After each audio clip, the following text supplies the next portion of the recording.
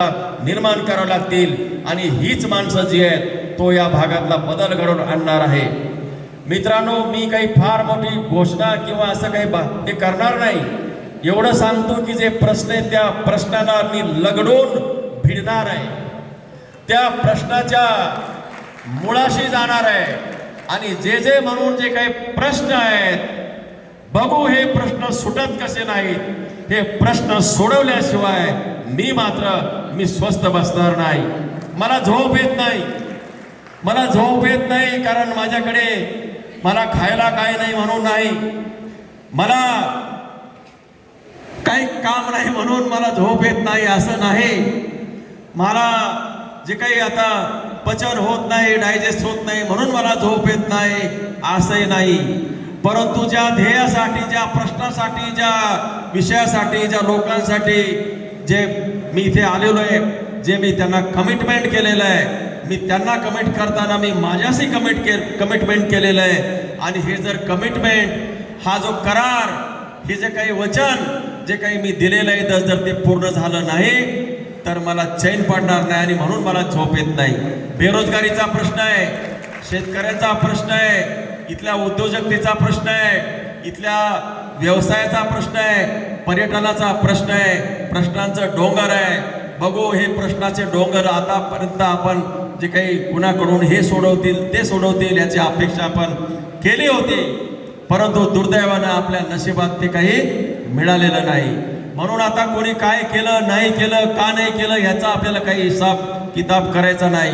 जनतेने आपल्याला, आता जनतेच्या न्यायालयाने आपल्याला या ठिकाणी ही संधी दिलेली, ही संधी मला सिद्धार्थ खरात एकट्याला नाही दिली, कारण तुम्ही मला निवडून दिलंय, तुम्ही सगळ्यांनी माझ्या बरोबर चाललात, माझ्यासाठी तुम्ही मतं मागितलेली आहेत आणि म्हणून ती सगळी जबाबदारी केवळ सिद्धार्थ खरातची नाही, तर या भागातल्या बेरोजगारांना नोकरी देण्याची, शेतकऱ्यांच्या जीवनात बदल करण्याची, गावगाडे बदलण्याची, तिथला जो काही पांढर रस्ते, शेत रस्ते सुधारण्याची जबाबदारी ही माझ्याबरोबर तुमची सगळ्यांची आहे। म्हणून माझ्यावर जबाबदारी सोडून तुम्ही मोकळे होऊ शकत नाही।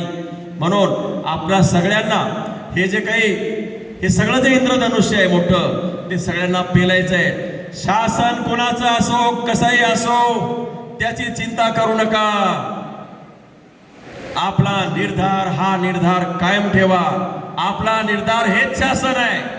आपला जो निर्णय राहील, जो जनतेचा निर्णय राहील, लोकांचा निर्णय राहील, लोकांची इच्छा राहील, तोच निर्णय शासनाला मानावा लागेल आणि तो केल्याशिवाय आपण स्वस्थ बसणार नाही। म्हणून खूप आहे, गेले 7 दिवस सगळे कार्यकर्ते, पदाधिकारी या माझ्या वाढदिवसाच्या विविध कार्यक्रमामध्ये अक्षरशः मेहनत करतायत, झोपा नाही आहे। म्हणजे एक कार्यक्रम तुम्ही बघा, 1 से बढ़कर एक कार्यक्रम झाला।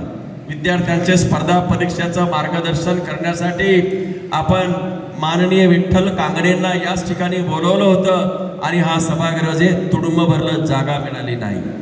आपण मॅरेथॉन घेतली, मॅरेथॉन यासाठी घेतली की आपल्याला काही कौतुक करायचं म्हणून नाही घेतली। आपण त्याच्यामध्ये एक थीम दिली होती की मेकरची एनर्जी, मेकरची प्रगती, मेकरची म्हणजे मतदारसंघाची, मेकरची एनर्जी, मेकरची प्रगती, मेकरचा विश्वास आणि मेकरचं भविष्य घडवण्यासाठी आपण सगळ्यांनी रस्त्यावर उतरूया, आपण सगळ्यांनी धावूया आणि अख्खं संपूर्ण मेकर बुलढाणा भागातील जी काही तरुणाई आहे या ठिकाणी धावली। 400-500 विद्यार्थी ऐन पावसामध्ये, मुसळधार पावसामध्ये मेकर शहरामध्ये पहिल्यांदा धावले। असे वेगळे वेगळे उपक्रम आपण राबवले। मोठं आरोग्य शिबिर झालं, त्याच्यामध्ये 1125 जे काही लोकांनी त्याच्यामध्ये साहित्य घेतलं, पत्रकारांचे आपण मेळावे घेतले, सगळ्या कार्यकर्त्यांशी चर्चा केली, अनेक उपक्रम घेतले आणि आजचा जो शेवटचा आहे तो रोजगार मेळावा आहे। माझ्या दृष्टीनं या देशाचं, या समाजाचं भविष्य तरुण आहेत, युवक आहेत आणि ते जर आशादायी नसतील, ते जर निराशेमध्ये जर घडले असतील तर आपल्या समाजाचं काही खरं नाही। आपल्या समाज म्हणजे कोणाचा आहे?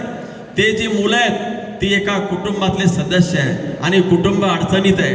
कुटुंब रात्रंदिवस विचार करते की माझ्या मुलाचं काय होणार, आई वडील विचार करतात की मुलाला नोकरी लागते की नाही, आणि मुलाला चिंता पडते की माझ्या आईवडिलांचं काय होईल, त्यांना मी मदत करतो की नाही. या विवंचनामध्ये कुटुंब सापडलेलं आहे. कुटुंब सशक्त करायचं असेल, कुटुंबाला शक्ती द्यायची असेल, आणि अशा अनेक कुटुंब जर आपण शक्ती दिली तर कुटुंबाने समाज बनतो, समाजामुळे आपला भाग असतो आणि हा समाज असतो. आणि म्हणून आपण कुटुंबाला लक्ष केंद्रित करू. कुटुंबातला विद्यार्थी आहे, त्या कुटुंबातला शेतकरी आहे, ते कुटुंब लक्षात घेऊन शेतकरी असेल, विद्यार्थी असेल, रोजगार असेल, या सगळ्याकडे आपण लक्ष घातलेलं आहे. मी या ठिकाणी इतकंच या ठिकाणी ग्वाही देतो की जो काही माझा वाढदिवस आपण सगळ्यांनी इतक्या तन मन धनाने सगळ्या कार्यकर्त्यांनी, मी एकाचं नाव घेतलं तर दुसऱ्याला राग येईल म्हणून मी नाव घेत नाही. शिवसेनेचे माझे जे सगळे पदाधिकारी बसले आहेत, माझ्या खांद्याला खांदा देऊन रात्रंदिवस ते माझ्यासाठी झटले, माझ्याकडे त्यांच्यासाठी शब्द नाही. तुम्ही जो माझा अविस्मरणीय स्वरूपाचा वाढदिवस खऱ्या अर्थानं 7 दिवस साजरा केला, त्याबद्दल मी तुम्हाला तुमचे मनापासून आभार मानतो. आणि आपण सगळ्यांनी जे काही मतदार राजांना कमिटमेंट केली ती सगळे मिळून हे जे इंद्रधनुष्य जे आहे ते आपण पूर्ण करूया, अशा प्रकारची ग्वाही पण मी आपणा सगळ्यांना देतो. आणि एवढं सांगतो की आजच्या या दिवशी आपला जो उत्स्फूर्तपणानं जो काही रोजगार मेळावा झाला त्याच्यामध्ये खूपच चांगला प्रतिसाद मिळाला. आपल्याला या ठिकाणी 4,000 विद्यार्थ्यांनी या ठिकाणी नोंदणी केलेली आहे. 4,000 1800 विद्यार्थी, त्याच्यातले 1800 बेरोजगार विद्यार्थी शॉर्ट लिस्ट झालेले. 1800 1800 आणि प्रत्यक्षात त्यांच्या हातात जे लेटर्स त्या ठिकाणी दिले, इथे फक्त प्रातिनिधिक स्वरूपाचे आपण दिले आहेत, पण प्रत्यक्षात जे अपॉइंटमेंट लेटर्स आहेत ते 1123 आहेत. 1123. मला वाटते खूप मोठी ही अचिव्हमेंट आजच्या रोजगार मेळाव्याने साधलेली आहे.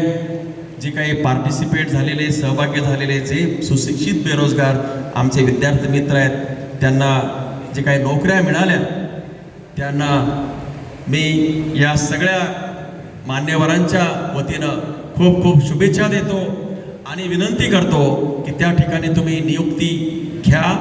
आणि काही अडचणी असल्यास आणखी आपण सगळ्यांचे कनेक्ट करू. मेहकर मतदारसंघातला प्रत्येक मुलांनी, जिल्ह्यातल्या सुद्धा सुरक्षित राहावं की तुमच्यावरती आमचं बारीक लक्ष राहणार आहे. तुम्ही जरी त्या ठिकाणी गेलात तरी तुम्ही या मतदारसंघातले आहात, त्यामुळे तुमचं तिकडं बरं वाईट काही जर झालं तरी त्याची सुद्धा आपण यापुढे काळजी घेणार आहोत. तुमची प्रगती होईल यासाठी आपण सगळेजण प्रयत्न करू. जे राहिले त्यांना सुद्धा आपण प्रयत्न करू. काही लोकांना फक्त त्यांनी इंटरव्ह्यू घेता आल्या नसल्यामुळे त्यांची नावं लिहून घेतलेत, कारण गर्दी खूप होती, त्यामुळे इंटरव्ह्यू त्यांना घेता येऊ आल्या नाहीत की प्रचंड गर्दी, इंटरव्ह्यू कसला घेणार ते. त्यामुळे त्यांची काही त्यांनी नावं घेतलीत, नंबर घेतली आहेत, आणि ती नंबर आमच्याकडे सगळे नंबर असणार आहेत.